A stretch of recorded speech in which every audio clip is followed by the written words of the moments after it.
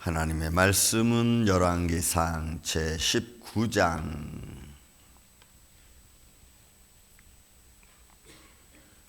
15절에서 18절에 있는 말씀까지 우리 말씀을 교독하겠습니다.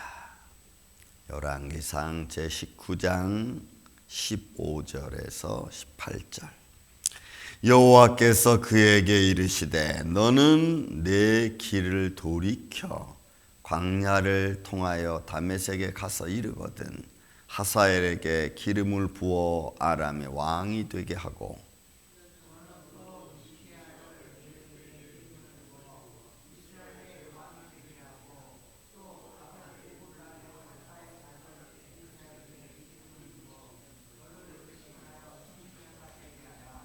하사엘의 칼을 피하는 자를 예후가 죽일 것이요 예후의 칼을 피하는 자를 엘리사가 죽이리라.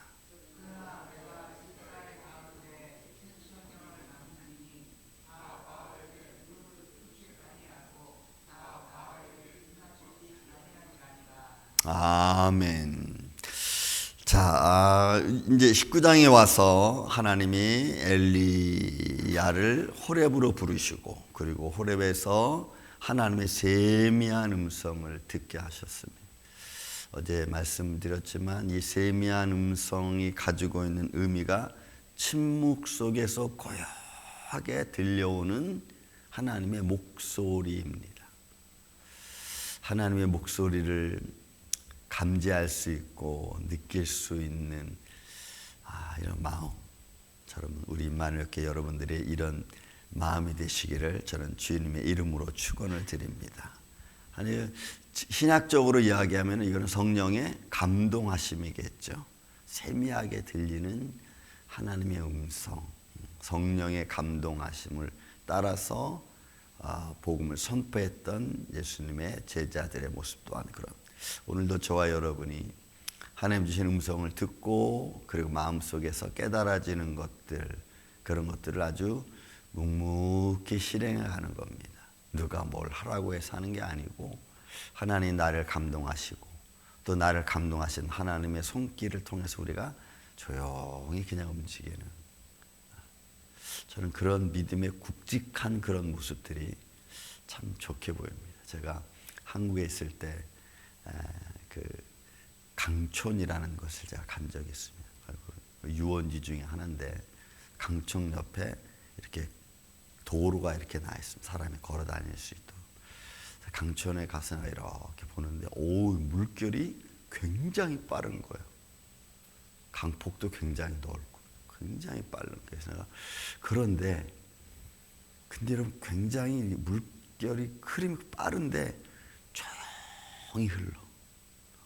물결이 붙어 이렇게 빠르면은 소리가 나잖아요. 조용히 침묵을 유지하면서 물이 그냥 흘러가는 모습을 보고 제가 좋다. 빠른 흐름이 있으면서도 묵직하게 흘러가는 그런 모습. 여러분 우리 인생은 그런 필요성이 있어요. 성령의 충만한 은혜를 우리가 감제하고 성령의 감동을 받고 말씀의 무게를 따라서 우리가 묵직하게 움직이는, 흔들림 없이 그런 믿음의 길을 걸어가는 하나님의 사람들. 엘리야가 그런 사람이 아닌가 싶습니다. 자, 그런 엘리야를 하나님 부르시고 세미한 음성을 듣게 하시고 그리고 그 음성을 들은 엘리야에게 하나님이 말씀합니다. 너는 길을 돌이켜라. 그러니까 하나님의 산에 있다가 호렙산에 있다가 지금으로 말하면 시리아 쪽이죠. 다마스쿠스니까 시리아 쪽을 향해서 가라는. 또 강야를 통해서 다메섹에 가서 이르거든 하사엘에게 기름을 부어 아람의 왕이 되게 하고.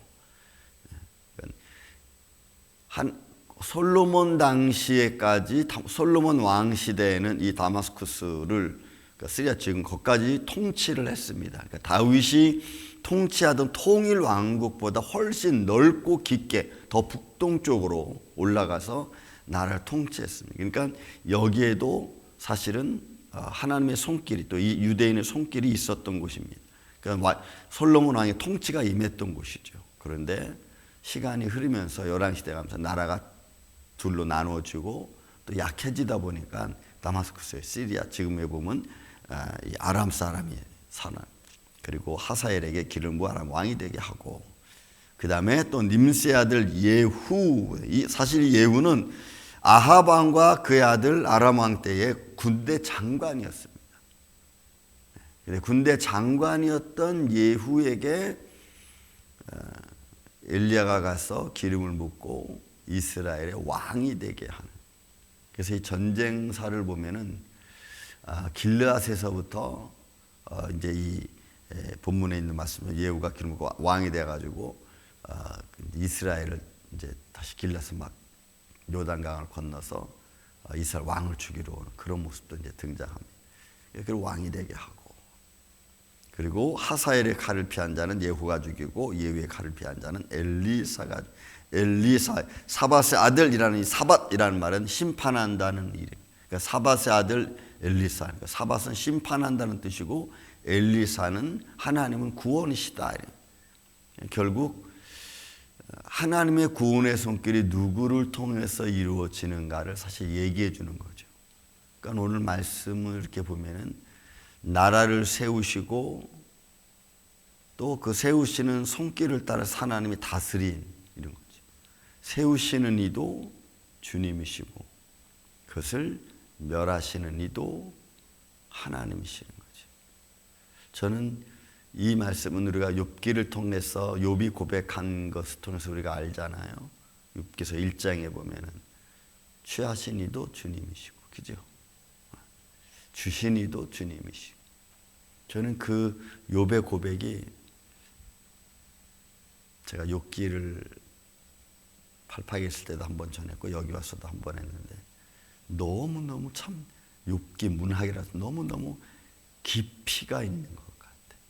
어떻게 보면 성경 전체의 핵심적인 요소를 정확하게 찍고 있지 않나 싶어요. 인생을 주신 이도 하나님이시고 그 주신 하나님이 주신 사람, 주신 손길을 통해서 그 사람을 다스리시고 그리고 이루어 가시는 과정.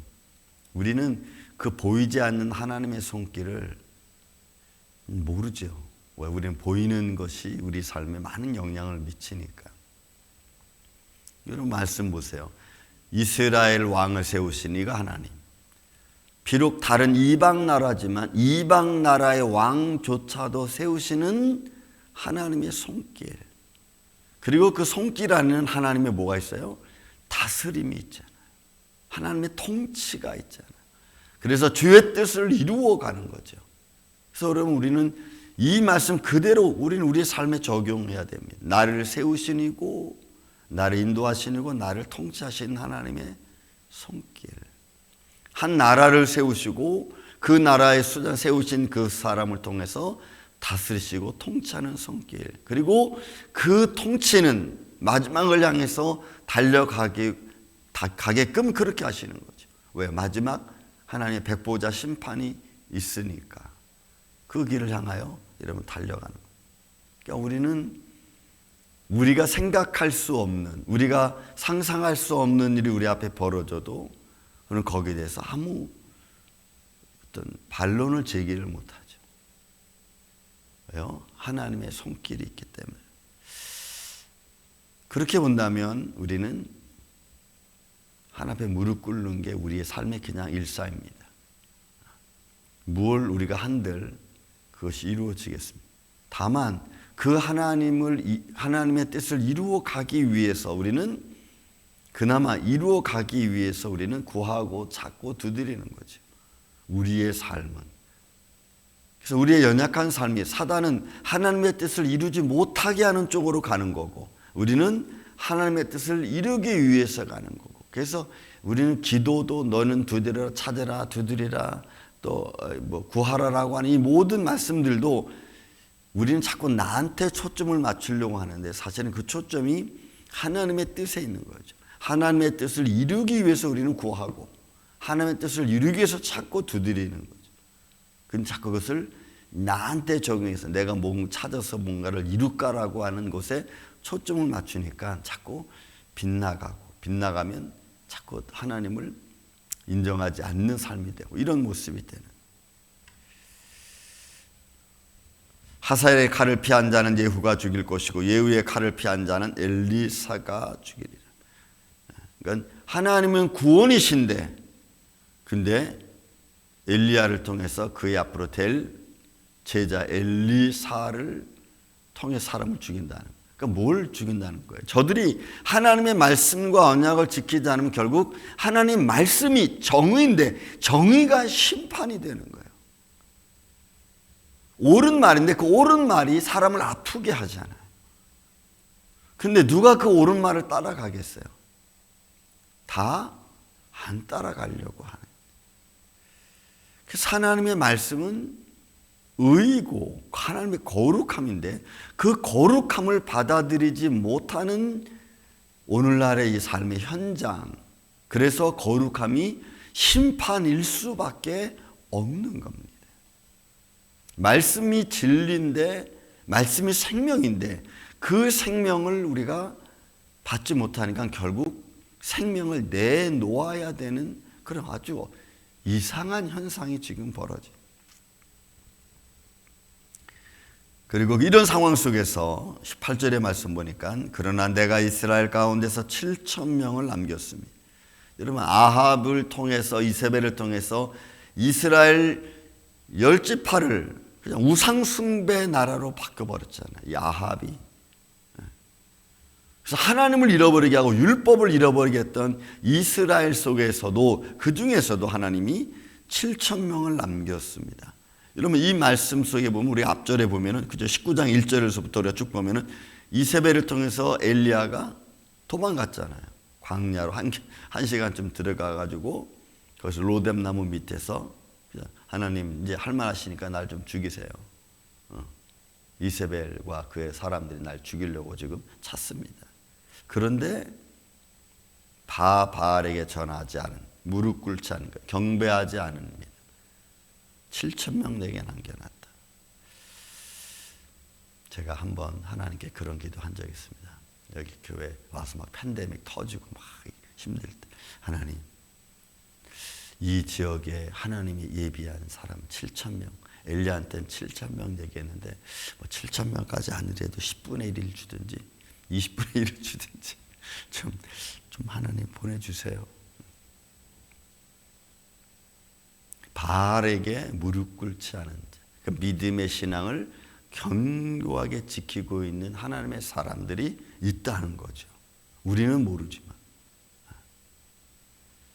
이런 그런 하나님의 사람들, 하나님은 예비해 놓았고 그 힘들고 어려운 중에 바알 섬기지 않으면 아합과 여러분 이세벨이 어떻게 했어요? 하나님의 선지자들까지 잡아다 죽이는 막 이런 상황이었으니까 어떻게 보면은 굉장히 핍박이 하나님을 믿는 사람들, 하나님을 의지하는 사람들에게 심했던 것을 우리가 볼 수가 있죠. 그러면 그 당시에 하나님을 믿는 사람들을 선자들 잡아 죽일 정도였다면 여러분 꼭 그 시대가 과거로만 치부해볼 게 아니고 앞으로도 마태복음 24장처럼 앞으로 너희가 내 이름으로 인하여 고난을 받는다고 했으니까 있잖아요. 다가올 거잖아요. 그런데 그 중에서도 그런 세상에 무릎 꿇지 않는 자 7,000명. 저는 우리 임마누엘교회가 그런 교회가 되기를 저는 주의 이름으로 축원을 드립니다. 무릎 꿇지 않는 자, 하나님이 하나님께 지킴을 받는 자, 하나님이 지켜주시는 자. 그러니 여러분 엘리야가 힘을 얻는 거죠. 자기 혼자인 줄 알았는데 있구나.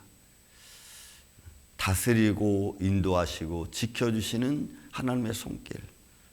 사랑하는 이 아침의 성도 여러분, 우리도 이 7,000명 중에 한 명 하나님이 지켜주시고 보호해주시고 인도해주시는 하늘의 복을 받으며 살아가는 이 아침 저와 여러분 되시기를 예수님의 이름으로 축원을 드립니다. 사랑과 은혜가 많으신 아버지 하나님, 세상은 혼돈된 상황 속으로 자꾸 들어갑니다. 힘이 있어야 된다고 이야기하고 권력이 있어야 된다고 이야기들 합니다.